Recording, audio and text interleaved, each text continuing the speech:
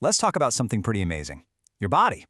Seriously, it has this incredible built-in communication system, and one of the most important things it tries to tell you is when it's the most fertile time of the month. Now, this whole process, ovulation, it's not some random event that just happens whenever. Nope. It is a beautifully designed process, and the best part is, it leaves clues. So today, we're going to learn how to read them. Think of it as becoming a detective for your own body. So whether you're hoping to start a family or you just want to be more in tune with your own cycle, understanding this stuff is a game changer. Your body's basically sending you secret messages, and in this explainer, we're going to crack the code. By the end of this, you'll be fluent in the language of ovulation. Ready? Let's dive in. Okay, so our very first signal is a physical one. It's so specific that you could almost think of it as a little notification, a ping from your ovary telling you that things are happening. Let's get into exactly what that feels like.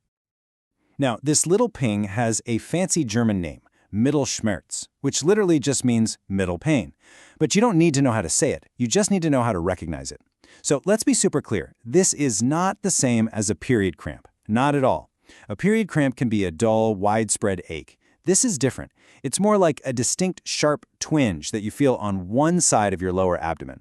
It can feel like a little prick from a needle or a quick, sudden pinch. And then, poof, it's gone. It's that quick. That's your first big clue. So what's actually going on inside your body to cause this? Well, picture this. Inside your ovary, a tiny sac called a follicle has been nurturing an egg. Around the middle of your cycle, say day 13, 14, or 15 for most people, that follicle stretches, and then finally it ruptures to release the egg. That stretching and popping is what you're feeling as that little ping. At the exact same time, you might see a tiny bit of spotting, and internally, things are changing too. Your cervix actually softens and opens up just a little bit. Your body is literally rolling out the welcome mat, preparing the perfect environment for conception to happen. It's all connected. And if you're thinking, I've never felt that, don't worry. But also, don't be so sure. About 70% of women report feeling this mid-cycle ping at some point. It's actually really common. So next time you're around the middle of your cycle and you feel that little one-sided twinge you used to ignore, now you'll know exactly what it is. It's not just a random ache. It's a clear signal from your body. All right, let's move on to our second signal. This one's a little more subtle. You can't just feel it in the same way, but it's backed by pure science. To catch this clue, you'll need a little help from a thermometer, because we're talking about a tiny but very meaningful shift in your body's internal thermostat. So we're talking about something called your basal body temperature, or BBT for short. What is that? It's simply your body's lowest temperature during a 24-hour period, which happens when you're fully at rest, like when you're sleeping. Now, here's the cool part. Right after that egg is released, your BBT goes up. It's not a huge jump, you won't feel like you have a fever or anything, but it's a distinct, sustained rise that tells a very important story. So what's causing your body to turn up the heat? Well, when that follicle in the ovary releases the egg, it's a pretty dramatic event on a microscopic level. It causes a tiny, tiny amount of inflammation. It's a completely normal and healthy part of the process.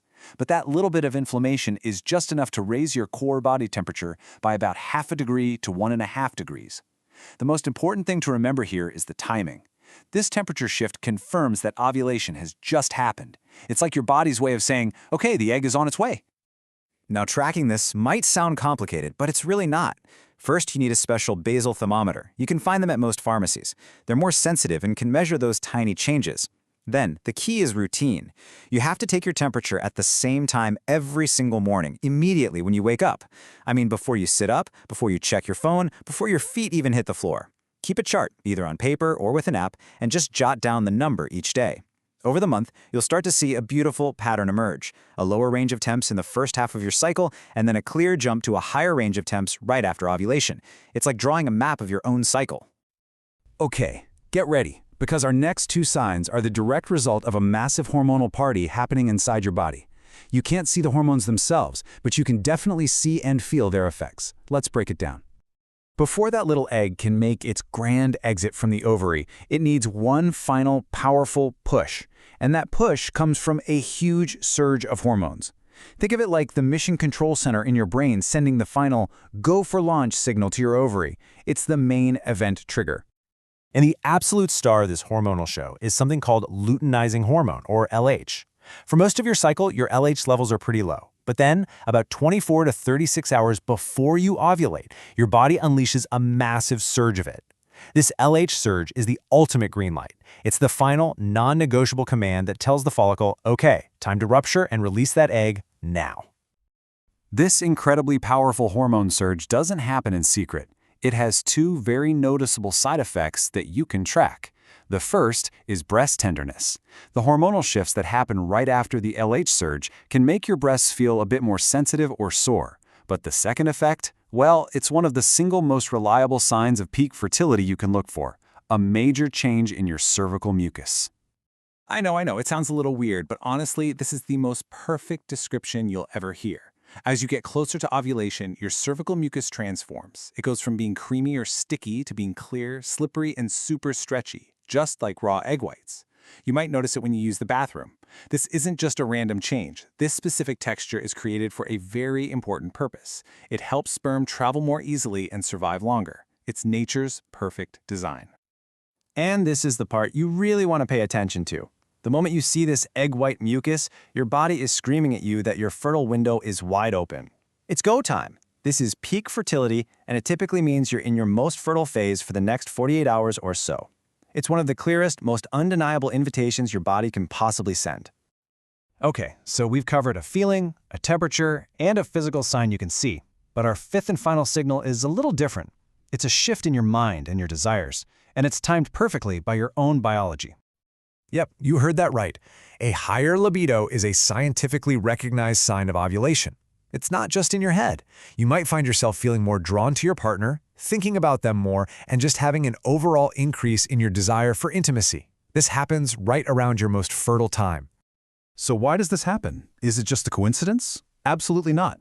The cause is, once again, our friend the LH surge. That same hormonal tidal wave that triggers the release of the egg also has this effect on your brain and your desires.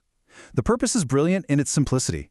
It's a biological mechanism to ensure that your desire for intimacy is highest at the exact moment when you are most likely to conceive. It's a perfect sync-up of your hormones, your mind, and your body, all working together.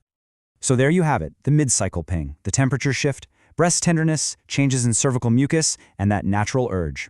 Those are our 5 big signals. Now, before we wrap up, I want to tackle a really common question to make sure we're all on the same page. This is a question that comes up a lot, and it's completely understandable. Most of the time when we talk about ovulation, it's in the context of getting pregnant, which is often discussed within marriage. But it's so important to separate the purely biological process from its potential outcome. The answer is a clear and simple no. Ovulation is a fundamental, natural, biological rhythm. It's part of the menstrual cycle for any healthy woman from the time puberty begins all the way until menopause. Your marital status has absolutely nothing to do with it. Ovulation happens regardless. It's a part of your body's monthly clockwork. Conception is what can happen when intercourse takes place during the fertile window that ovulation creates. So, from that tiny little ping in your side to the subtle shift in your morning temperature, to all those undeniable clues driven by your hormones, your body has this rich, detailed language that it uses to talk to you every single month. It's constantly giving you this incredible information about your own health and fertility. The question isn't, what is my body saying anymore?